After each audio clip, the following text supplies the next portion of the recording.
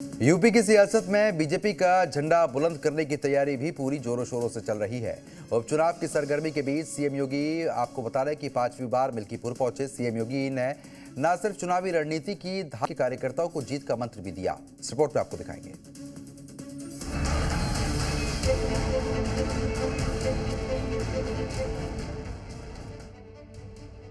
उत्तर प्रदेश की सीटों पर हुए उपचुनाव में विपक्ष को सीएम योगी की ताकत का एहसास हो गया। मुस्लिम बहुल सीटों पर बीजेपी की रणनीति और बटेंगे तो कटेंगे का नारा हिट रहा। अब बारी है अयोध्या के मिल्कीपुर सीट की।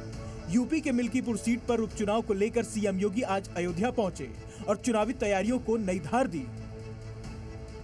योगी ने मिल्कीपुर को फतेह करने के लिए कुंदर की फार्मूला अप्लाई कर दिया है।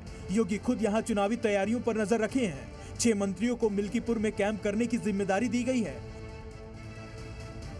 इसके अलावा योगी खुद एक एक पदाधिकारी से मिलते नजर आए और सियासत के हर समीकरण को साधने के लिए पूरी फौज उतार दी है, क्योंकि ये सीट अयोध्या जिले से आती है और यहां पर पहले सपा का कब्जा था। लिहाजा मिल्कीपुर एसपी और बीजेपी दोनों के लिए नाक का सवाल है। इस मिल्कीपुर विधानसभा की में भाजपा की ऐतिहासिक विजय होगी और भारतीय जनता पार्टी का एक एक कार्यकर्ता कमर कस के तैयार खड़ा है कि जब चुनाव घोषित हो जाए तत्काल उसके लोगों के बीच में जाकर हम वोट मांगे और उसके बाद भाजपा के लिए ज़्यादा से ज़्यादा मतों के साथ प्रत्याशी भाजपा के जीत। मेरा जुड़ाव जो है मिल्कीपुर से बहुत पुराना है और मेरी तैयारी जो है शुरू से चल रही है। और रही बात चुनाव जीतने की, तो मैं जहाँ तक जानता हूँ कि ये समाजवादी पार्टी की बहुत लंबी जीत होने जा रही है। दरअसल मिल्कीपुर सीट कास्ट फैक्टर के हिसाब से एसपी के काफी मुफीद है। जातिगत आंकड़ों की बात करें तो इस सीट पर 3.5 लाख मतदाताओं में से 1.2 लाख दलित हैं, करीब 55,000 यादव हैं और 30,000 मुस्लिम हैं। वहीं 60,000 ब्राह्मण हैं, जबकि 25,000 के करीब क्षत्रियों की संख्या है। इसमें मुस्लिम और यादव वोटर तो सपा के ही है। सबसे निर्णायक दलित वोटर्स पर भी सपा की पकड़ मजबूत है, क्योंकि सपा सांसद अवधेश प्रसाद इसी समाज से आते हैं और मिल्कीपुर से वो कई बार चुनाव जीते हैं।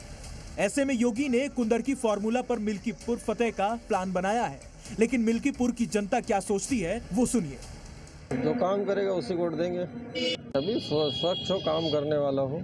प्रतिनिधि जो है वो ईमानदार होना चाहिए, बढ़िया होना चाहिए, जो क्षेत्र में काम कर सके वो उस प्रकार का होना चाहिए। अब सिटी में मतलब कोई भी एग्जाम हो रहा है, लीक हो रहा है, पेपर सारे लीक हो रहे हैं। कोई भी अगर मुद्दा सबसे बड़ा है कोई, तो रोजगार। बीजेपी की रणनीति यहां कुंदरकी की तरह मुस्लिम वोटरों को दो फाड़ करना या अपने पाले में मिलाने का प्लान है, जबकि दलित वोट बैंक इस सीट पर बेहद निर्णायक है।